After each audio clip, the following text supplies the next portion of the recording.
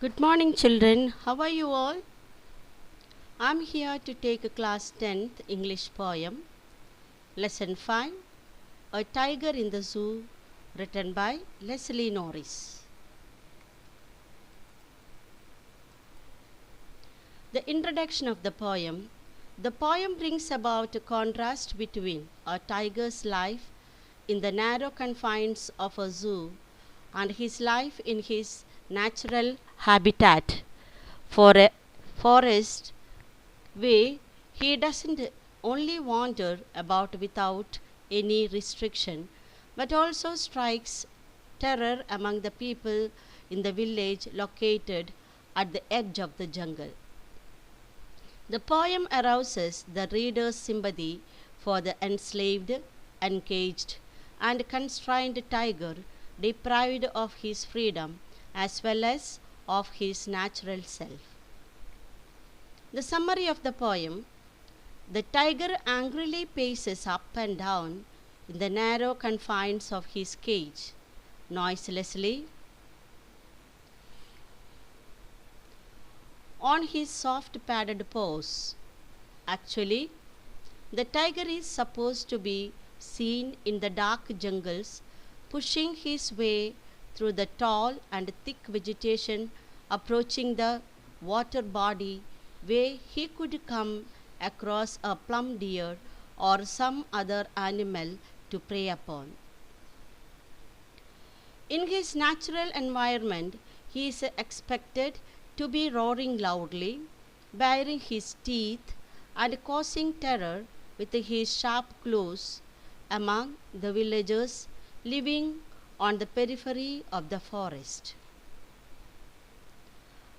But unfortunately, he is locked in a concrete cell that stands in complete contrast to his natural habitat.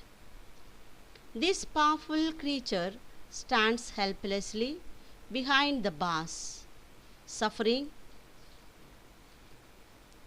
the misery of his slavery. He is indifferent to his visitors who come to see him. When the dull and miserable day comes to an end, he listlessly listens to the patrolling cars that make their final rounds before retiring to make sure that everything is in order.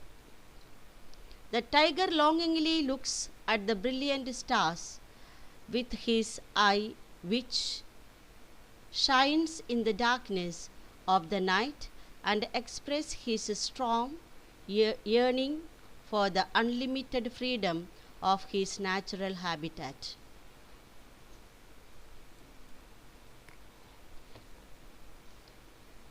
The theme of the poem brings forth the idea that it is unfair and unjustifiable on the part of man to enslave and entrap the wild animals and to impose on them a life of bondage and confinement. The animals put into the cramped spaces of the zoo are deprived of their natural habitats, and it causes suppression of their natural habitats and it causes suppression of their natural and essential behavior.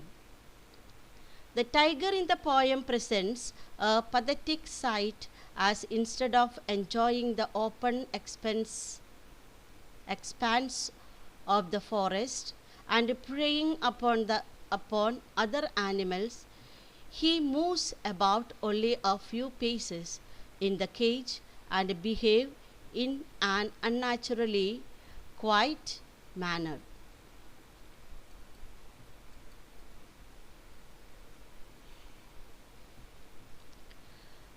The message of the poem.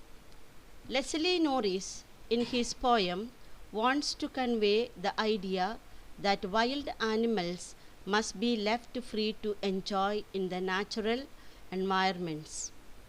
A wild animal enslaved and put in a cage in a zoo is not only deprived of the freedom in the jungle but also of his natural essential self.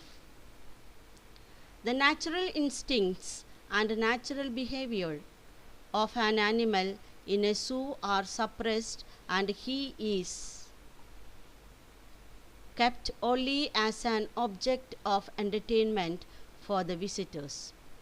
It is cruel of man to snatch away the natural habitat of the animals.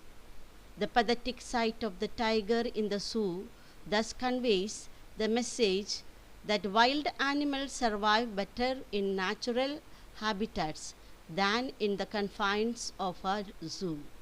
Therefore, man must let them lead a natural life in a natural environment. The literary devices of the poem. In this poem, there are four kinds of literary devices: alliteration, repetition, oxymoron, metaphor.